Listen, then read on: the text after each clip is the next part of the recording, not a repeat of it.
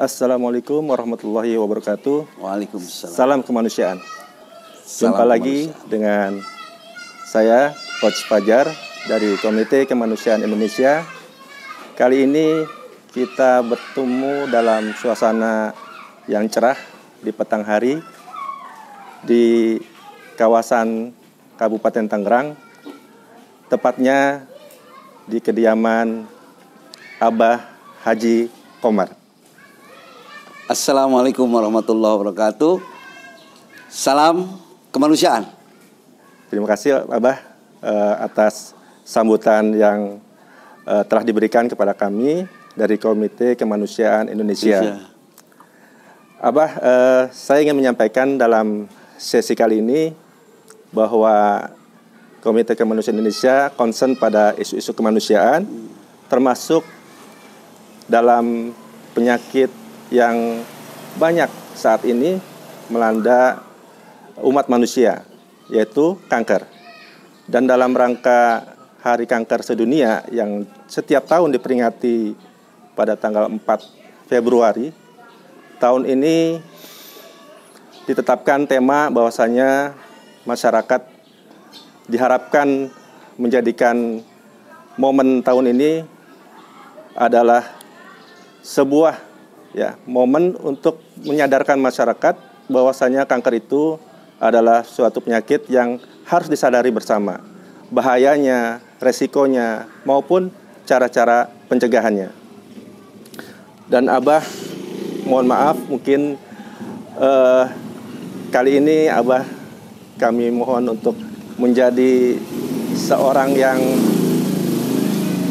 qadarullah mengalami ujian atau cobaan yang Allah berikan berupa sakit yang tadi disebut sebagai kanker.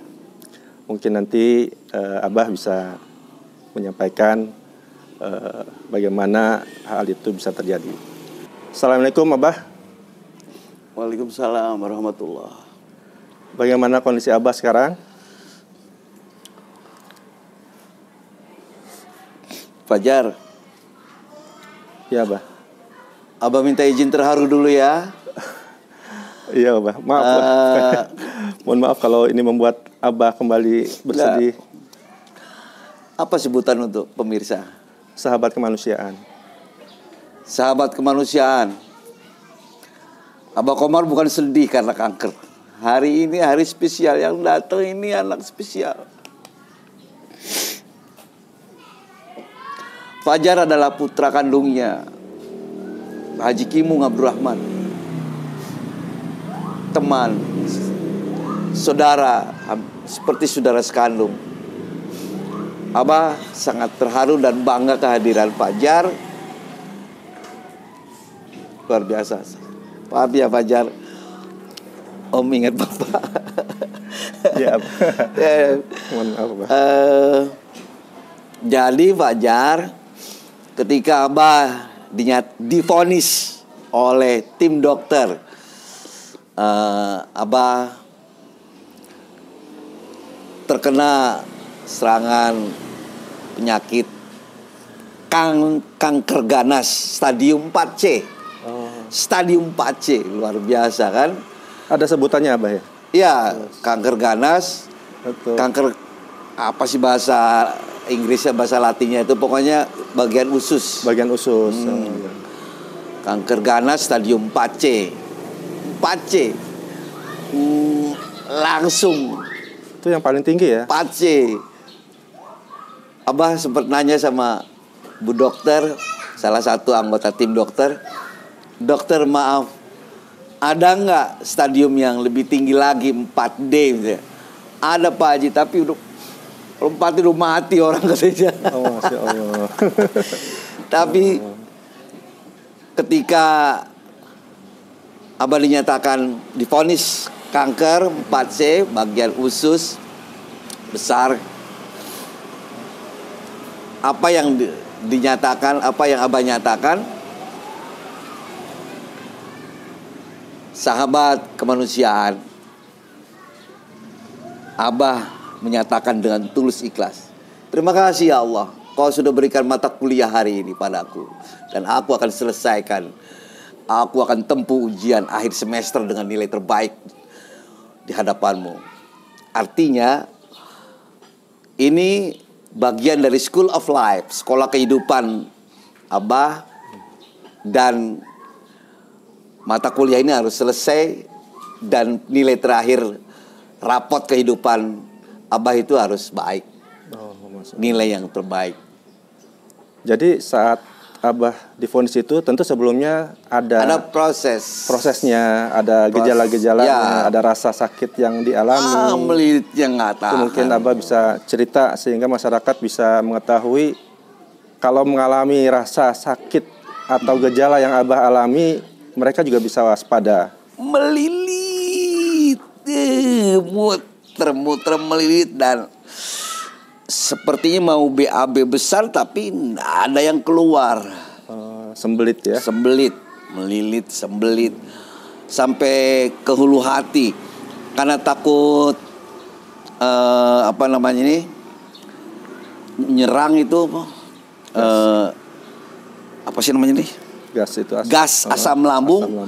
Itu sudah dikasih dikondisikan supaya kalau asam lambung juga dengan obat-obatan medikal waktu itu, karena memang diketahui, cuma nggak tahan. Akhirnya setelah sampai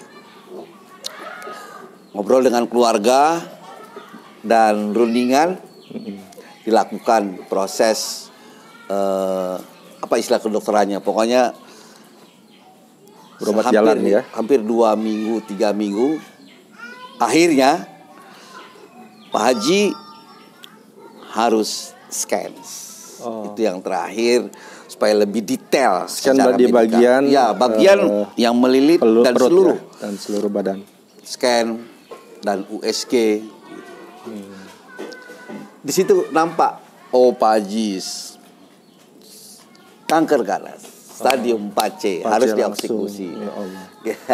Sebelum rasa sakit itu muncul, Abah, mungkin sebagai sebuah perenungan juga ya, atau sebagai memori yang perlu diwaspadai oleh masyarakat. Kira-kira apa yang membuat penyakit itu muncul dari pengalaman Abah? Ada dialog. Waktu itu disaksikan oleh banyak mata pemirsa di televisi. Satu acara yang dipandu oleh Dr. Boyke, dan di situ ada Eman Ginanjar Dery. Ada pemirsa yang langsung bertanya, kenapa ya Pak Haji Komar itu kok langsung stadium 4C kanker ganasnya? Enggak kelas 1, kelas 2, kelas 3 dulu langsung 4C. Langsung 4C. Dokter menjawab dengan santai, ya salah dia, salah Pak Komar yang tidak kontrol. Coba kontrol.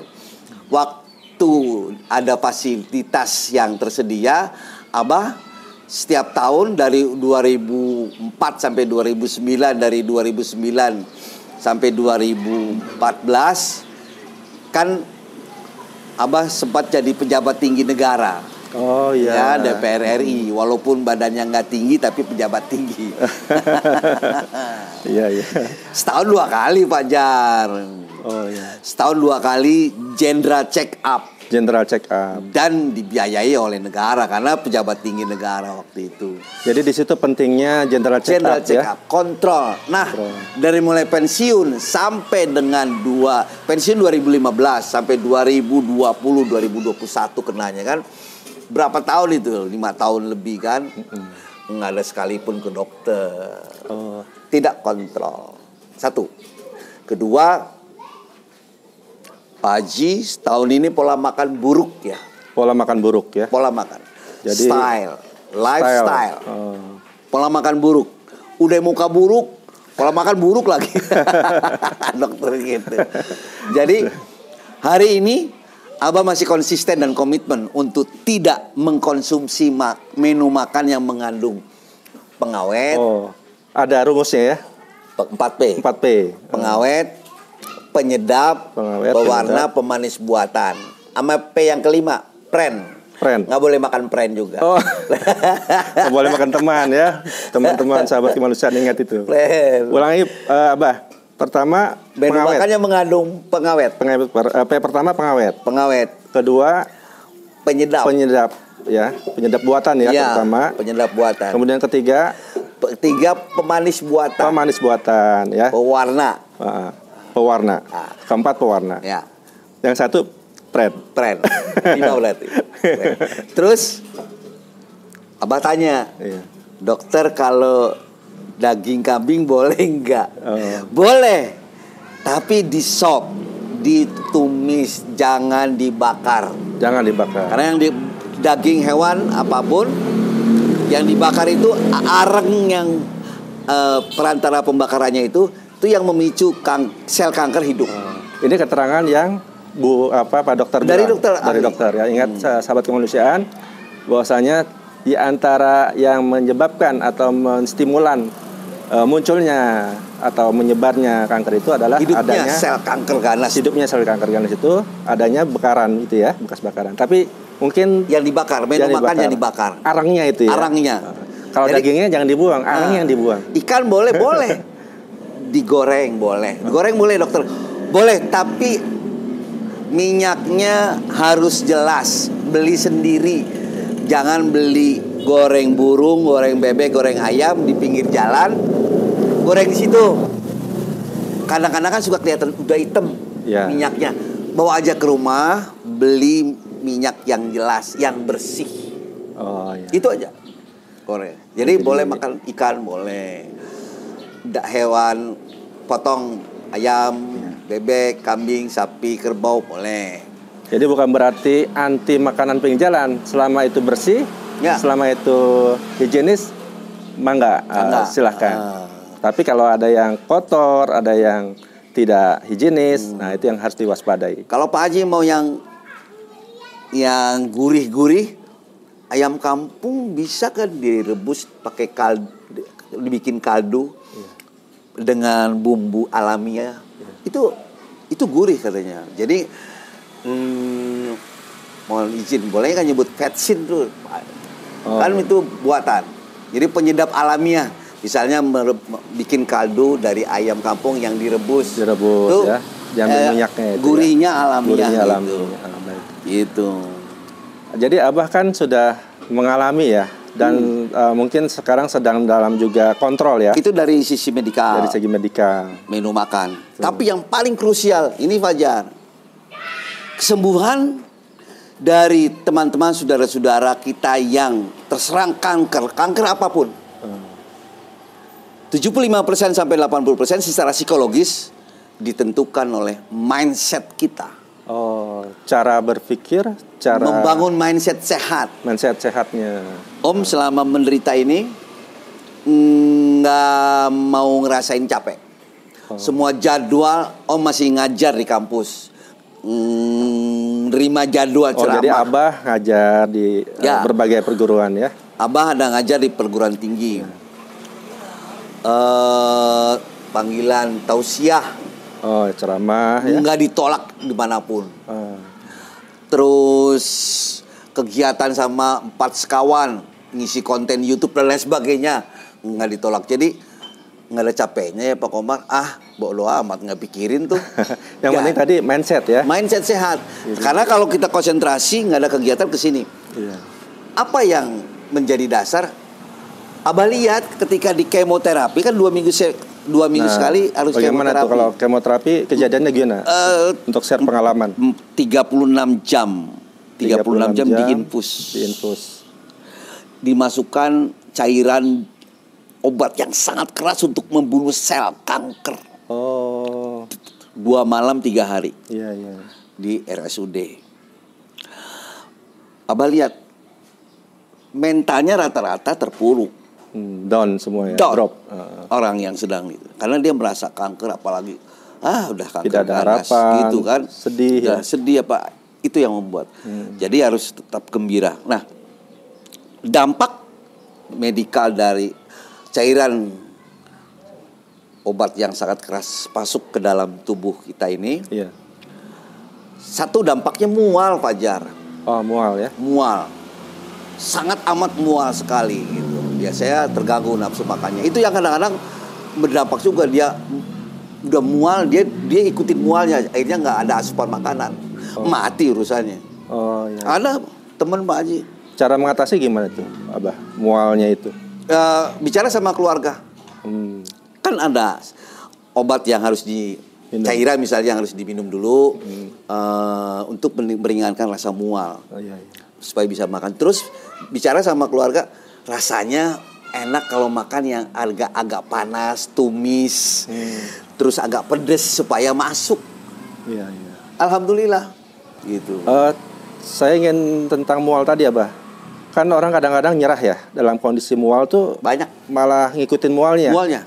Sebenarnya tuh mual itu bisa dilawan ya. Bisa sebenarnya dilawan. Ya. Mindset tadi ya. Mindset dan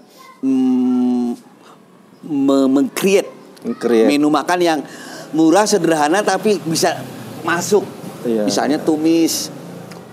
Abah kan sedang tumis pakcoy, tumis daun ginseng, tumis toge yang lagi panas-panas, agak pedas sedikit, sama goreng ikan yang garing.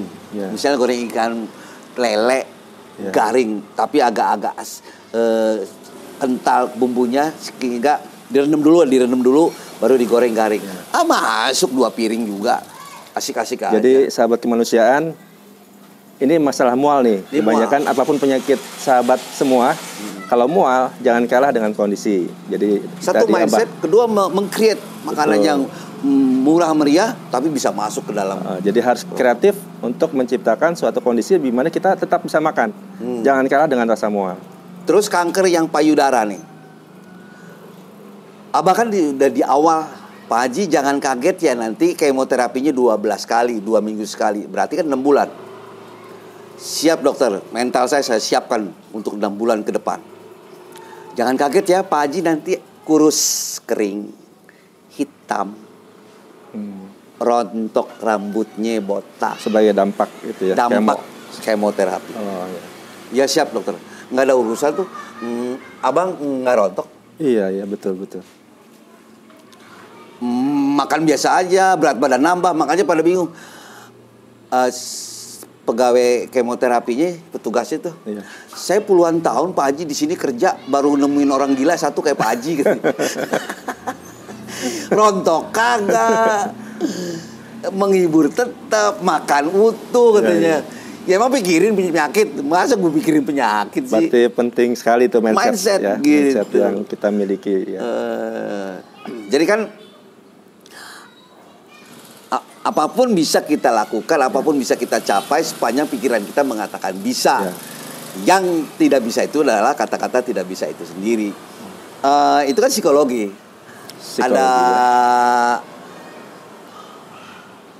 Ada kita melakukan assessment psikologi terhadap diri kita sendiri. Itu pelajaran yang paling penting. Karena Om kan memperdalam neuroscience, pembelajaran berbasis otak, dan itu psikologi agama. Kita setiap hari harus mengelaborasi, mengeksplor. Ada 4 kecerdasan. Ini pemberian Allah. Allah memberikan, Tuhan yang maha kasih sayang, Allah Subhanahu wa Ta'ala memberikan kita multiple intelligence, kecerdasan majemuk, lebih dari 10 kecerdasan. Tapi Abah selalu mengeksplor 4 kecerdasan. Di antara 10 itu. 10 itu. 1, kecerdasan spiritual, kecerdasan rohania. Kecerdasan rohania, bahasa Inggrisnya spiritual quotient. SQ. Spiritual quotient. Yang kedua, emotional and social quotient. Emotional and social quotient, ESQ. Ya, itu yang kedua. Yang ketiga, adversity quotient, kecerdasan adversitas. Ini kecerdasan emosional dan sosial, kecerdasan rohania, kecerdasan emosional dan sosial, kecerdasan adversitas. Adversity quotient. Adversity quotient adalah kecerdasan pemberian Allah kepada kita sejak lahir. Kecerdasan adversitas adalah kecerdasan dalam menghadapi rintangan dan tantangan hidup, dan bagaimana mengelola rintangan itu menjadi peluang. Merubah tantangan menjadi peluang. Ya, adversity quotient, kecerdasan adversitas, sekali lagi, kecerdasan dalam menghadapi rintangan dan tantangan hidup, dan bagaimana mengelola rintangan itu menjadi peluang. Adversity quotient. Baru yang keempat, intelligence quotient, IQ. IQ. Malah yang paling bawah ya. IQ yang paling tinggi adalah spiritual quotient. Spiritual quotient. Jadi 4 tadi ya, sahabat kemanusiaan, ingat tadi kecerdasan rohania, kecerdasan rohania, kemudian kecerdasan emosional dan sosial, dan sosial ya. Emosional dan sosial quotient, kemudian kecerdasan adversity quotient, kecerdasan adversitas yang merubah semua tantangan menjadi peluang. Kemudian yang terakhir intelligence quotient, dan itu kebanyakan kita sudah punya tuh IQ, tapi belum tentu memiliki ketiga kecerdasan di atasnya. Yang paling tinggi adalah kecerdasan ruh atau spiritual. Abah belajar neuroscience ketika Abah ambil S3. Ini kan rintangan. Rintangan sekaligus tantangan. Yang kita lakukan, yang kita explore adalah adversity quotient, kecerdasan adversitas kita dalam menghadapi rintangan dan tantangan hidup, dan bagaimana mengelola rintangan dan tantangan menjadi peluang.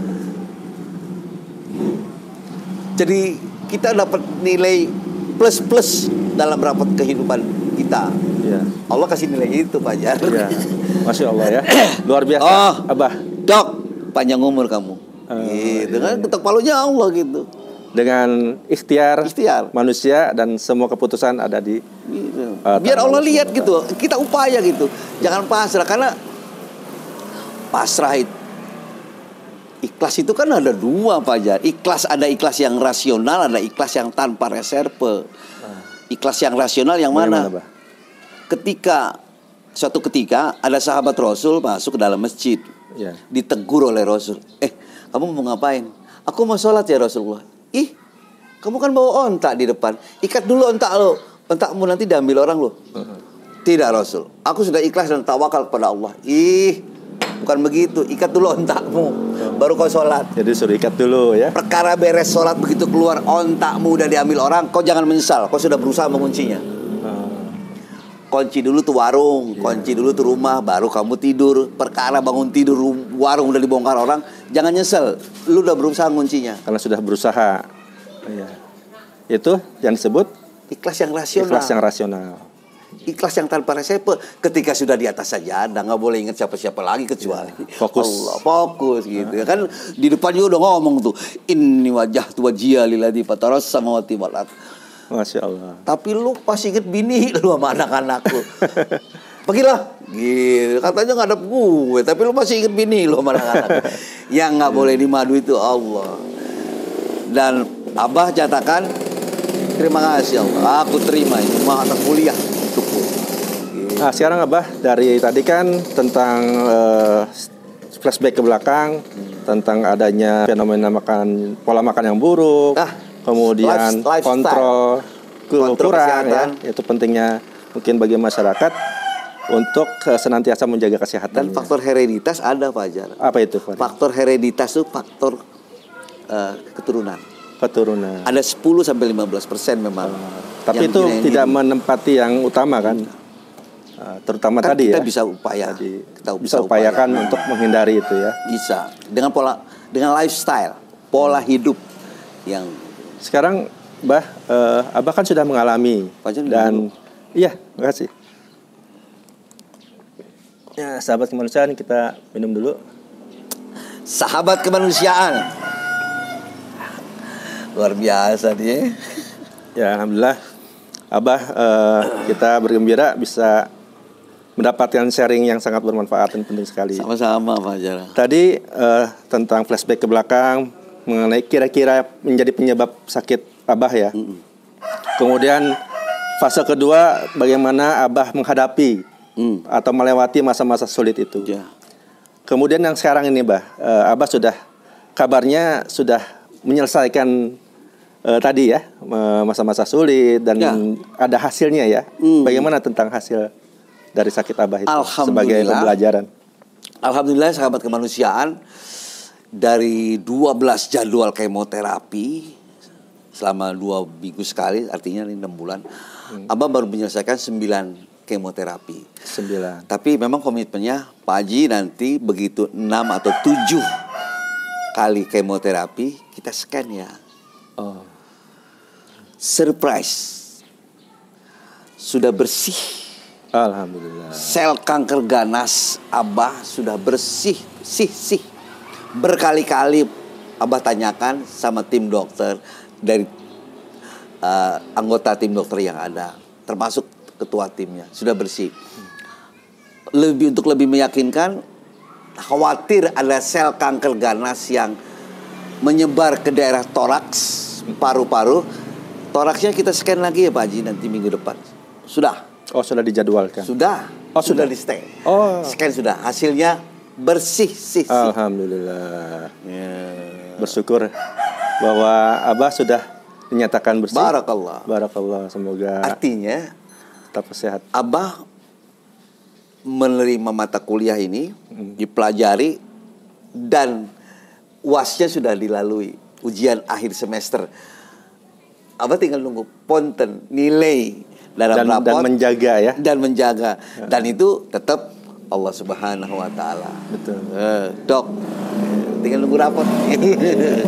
Jadi sahabat kemanusiaan yang berbahagia, dari pengalaman Abah Haji Komar ini kita bisa mengambil pelajaran, dan sahabat kemanusiaan tentu masing-masing bisa mengambil masing-masing apa yang menjadi hikmah dari kejadian ini.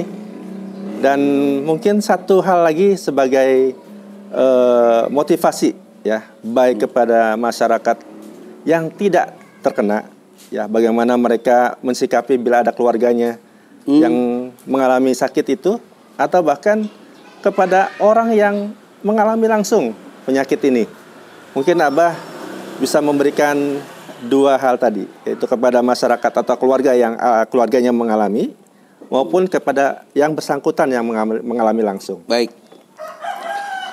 Pemirsa kemanusiaan, ingat pesan Abah. Orang pintar itu biasa. Orang hebat itu luar biasa. Tapi orang pemberanilah pemenangnya. Harus berani menghadapi apapun soal. Oleh sebab itu, dalam adversity quotient, kecerdasan adversitas, ada 3 karakter. Karakter quitter, camper, dan climber. Quitter, orang yang tidak bisa dan tidak biasa menerima tantangan. Dia cukup puas camping di kaki gunung. Udah jangan kemana-mana, sini aja. Pensiunan udah jelas. Puas camping di kaki gunung. Tapi kalau orang yang berkarakter quitter, camper, dia masih bisa mikir, enak kali ya kalau camping di badan gunung. Dia masih bisa nerima tantangan. Hari ini Indonesia sedang mengalami pergeseran peradaban yang begitu cepat. Fajar, Indonesia hari ini membutuhkan anak-anak bangsa Nusantara yang berkarakter climber. Climber adalah ini yang ketiga ini ya. Dia selalu mimpi camping di puncak gunung. Climber. Melampaui 2 yang sebelumnya. Orang ini karakternya, dia berjiwa entrepreneur petarung. Kalau jatuh dia bangkit lagi, kalau gagal dia coba lagi, kalau salah dia perbaiki. Tak pernah menyerah. Karena kalau kita menyerah selesai semuanya. Karena kegagalan yang sesungguhnya adalah ketika kita menyerah dan tidak berani mencoba lagi. Gagal dia. Masya Allah. Luar biasa, Abah. Itu, jadi 3 ini. Petarung. Kita Indonesia, Nusantara kita membutuhkan kita jadi petarung kehidupan. Masya Allah. Iya. Petarung, nggak pantang menyerah. Jadi luar biasa, sahabat kemanusiaan. Jadi betul, Abah setuju. Fajar ada di Komite Kemanusiaan Indonesia. Ya. Karena kesuksesan kita tidak diukur seberapa banyak uang kita, tapi kesuksesan kita adalah seberapa banyak kita meringankan beban orang lain. Itu sukses. Terima kasih Abah, dan juga banyak pekerja kemanusiaan yang lain termotivasi, para relawan semuanya, bahwa kita berdasarkan tadi yang disampaikan Abah Haji Komar, ingat pesan Abah. Abah yang tadi disampaikan. Saya tidak mengulang karena bisa dilihat, jangan di skip videonya. nanti kita bisa mendapatkan pelajaran yang sangat berharga. Abah, mungkin satu closing statement untuk memotivasi baik kepada para relawan kemanusiaan yang seperti kita ini dan juga kepada masyarakat luas tentang bagaimana menghadapi masa depan dengan optimis walaupun banyak kendala, banyak masalah yang kita hadapi. Ingat pesan Abah ulangi. Orang yang bangkrut itu bukan orang yang sudah tidak punya uang, tetapi orang yang bangkrut itu orang yang sudah tidak punya mimpi sama sekali. Kesian banget orang itu mimpi aja nggak punya. Kita harus membangun paradigma futuristik.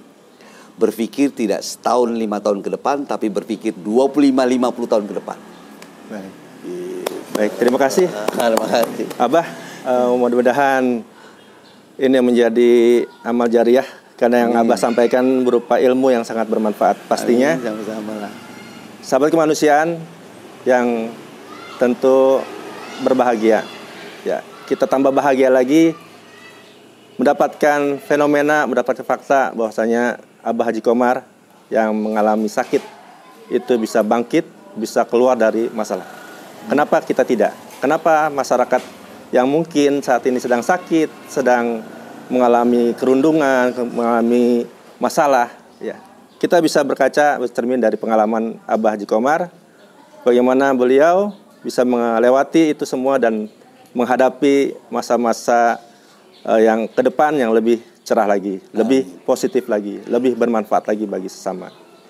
Demikian kali ini kita mohon pamit, mudah-mudahan ada manfaatnya. Salam kemanusiaan. Salam kemanusiaan. Abah Haji Komar, ingat pesan Abah. Ya, ingat pesan Abah. Assalamualaikum warahmatullahi wabarakatuh. Waalaikumsalam Semangat. warahmatullahi wabarakatuh.